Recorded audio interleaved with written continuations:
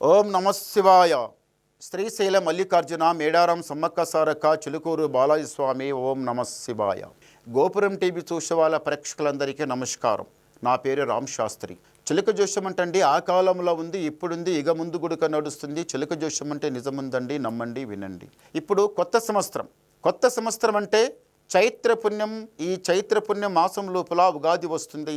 చాలా మంచి ఘనంగా ఉగాది, కొత్త రోజు, కొత్త దినం. ఉగాది కొత్త సంవత్సరం. ఉగాది పేరు చెప్తాయినండి. ఈ సంవత్సరం పేరు పరాభావనామ సంవత్సరం. చాలా మంచి అంటే చాలా మంచి దినం. ఉగాది అంటే ఉగాది ఒక 2 రోజుల ముందు, ఒక 2 రోజుల ముందు ఇల్లు మంచిగా శుభ్రంగా ఉడవాలి, మంచిగా క్లియర్గా మంచిగా కడగాలి. బండలన్నీ ఎక్కడిదక్కడ మంచిగా శుభ్రంగా కడిగి ఆ తర్వాత ఇంటికి ఉగాది రోజున మామిడాకుల తోరణం కట్టాలి. పొదగల లేవాలి, సలినీళ్లతో స్నానం చేయాలి. స్నానం చేసిన తర్వాత సూర్యభగవానికి నమస్కారం చేయాలి. తప్పనిసరి 100కి 100 రూపాయలు సూర్యభగవానికి నమస్కారం చేయాలి. చేసిన తర్వాత ఇంటి లోపల పూజా గదిలో వెళ్ళి దీపహారం పెట్టి తన కులదేవినికి నమస్కారం చేసి ఆ తర్వాత గుడికి వెళ్ళాలి. గుడికి వెళ్ళే ముందు కొత్త బట్టలు ధరించి ఏమన్నా ఆభరణాలు ఉంటే ఆభరణాలు పై మీద వేసుకొని గుడికి వెళ్ళి నమస్కారం చేసి రావాలి.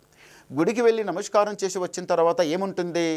పచ్చడ తాగాలంటే కొత్తగొచ్చిన చింతపండు, మళ్ళీ కొత్తగొచ్చిన మామిడికాయలు, బెల్లం, ఇక ఇంత మిరాల పొడి కొత్త కుండ లోపల కలిపి ఇంత కొబ్బరికాయ పచ్చలేసి అంతా పచ్చడి చేయాలి.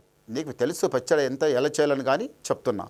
అయితే ఆ రోజు పచ్చడ తీపి, వగురు, సేదు, యాపాకు పూతలు గుడక వేసి మంచిగా ఆ రోజు పచ్చడి చేసి తాగితే లైఫ్లా చాలా బాగుంటుంది, ఆరోగ్యానికి చాలా బాగుంటుంది. ఆ రోజు తాగాలి తప్పనిసరిగా. అంటే ముందు పచ్చడి చేసిన తర్వాత స్వామివారికి నైవేద్యంగా పెట్టి తర్వాత మీరు స్వీకరించాలి. చాలా బాగుంటుంది. ఆ రోజు ఆ పచ్చడి తాగిన తర్వాత పోలేలు తినాలి. పోలేలు అంటే తీపి వంటలు ఎన్నో ఉంటాయి, చాలా తీస్తారు తీపి వంటలు. అవన్నీ చేసినా కానీ పోలేలు మాత్రం తప్పనిసరిగా తినాలి.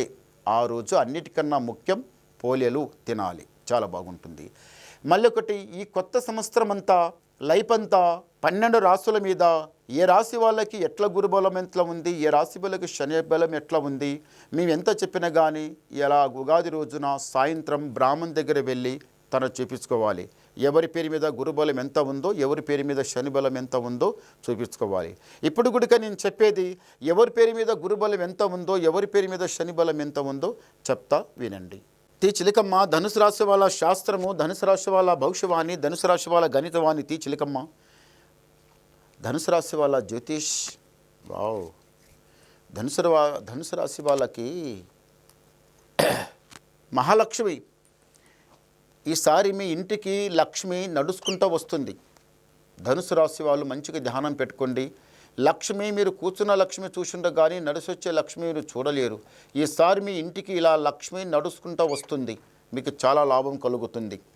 ఆ శివయ్య ధ్యానం మీ ఇంటి మీద తప్పనిసరి ఉంది, మంచి జరుగుతుంది. ఇంతవరకు మీరు చాలా కష్టపడ్డారు, చాలా నష్టపోయారు, చాలా బాధపడ్డారు. ఇప్పటికైనా కానీ బాధని పడుతున్నారు. ఇక ముందు బాధ ఉండదు. కష్టాలు నష్టాలు అన్నీ దూరమైపోతున్నాయి. ఎందు గురించి అంటే ఈ రాశి వాళ్ళకు గురుబలం చాలా బాగుంది, శనిబలం చాలా తక్కువ ఉంది. ఈ ధనుసు రాశి వాళ్ళకి చాలా జయం జరుగుతుంది, మంచి జరిగే టైం వచ్చింది. ఈ లక్ష్మి ఇంత మంచిగా ఇంట్లో కూడపెడుతుందంటే మీకు గురుబలం శనిబలం ఎంత ఉంది చెప్తా వినండి. సరిగా బలేదు.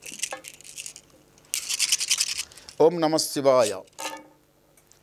2 చాలా మంచి గబ్బలు పడ్డాయి ఈ రాశి వాళ్ళకి.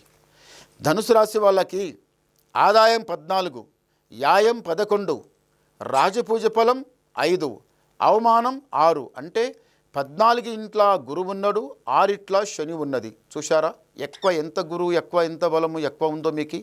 ఇలా ప్రయత్నం చేయండి, మీకు చాలా మంచి జరుగుతుంది. ఇప్పుడు మీరు ఏదైనా పని చేయండి, మంచి కలిసి వస్తుంది, జయం జరుగుతుంది, లాభం జరుగుతుంది, మంచి జరుగుతుంది. 14 ఇంట్ల గురువు, 6 ఇంట్ల శని, గురుబలం మీకు చాలా బాగుంది. ఇంకా మీరు ఏమన్నా డౌట్ వినాలనుకుంటే నాకు ఫోన్ ద్వారా మాట్లాడండి, మీ డౌట్ క్లియర్ చేసేస్తా, మొత్తం చెప్పేస్తా. నమస్కారం.